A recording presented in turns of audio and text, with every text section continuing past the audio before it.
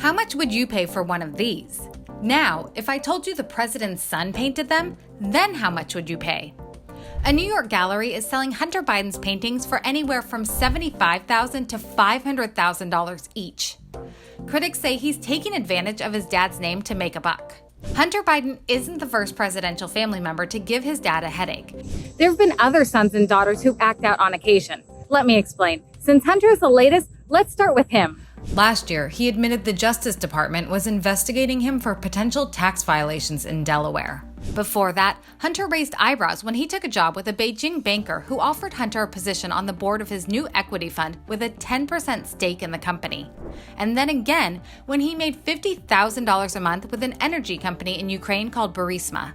Both while his dad was vice president, something he now regrets. I know that did nothing wrong at all.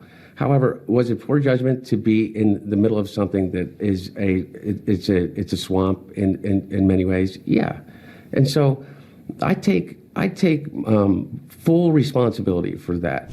What about his paintings? Is this another way to influence the president? There's nothing that we can do to monitor to make sure that Hunter Biden or anyone in the White House doesn't find out, that the dealer keeps his or her promise, that the buyers don't call the White House, ask for a meeting, and say, hey, I just bought the president's son's art for $500,000. Are we being too hard on Hunter? After all, presidential children have been raising eyebrows almost since the country was founded, says archivist Jeff Nilsson.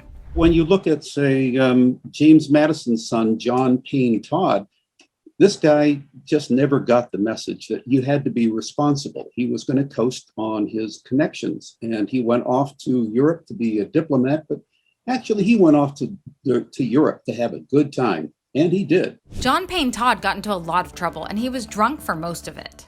Jimmy Carter had a son. He was working at the Naval Reactor Facility in Idaho Falls, and he and a number of other people were found smoking marijuana at a nuclear reactor. They all got fired.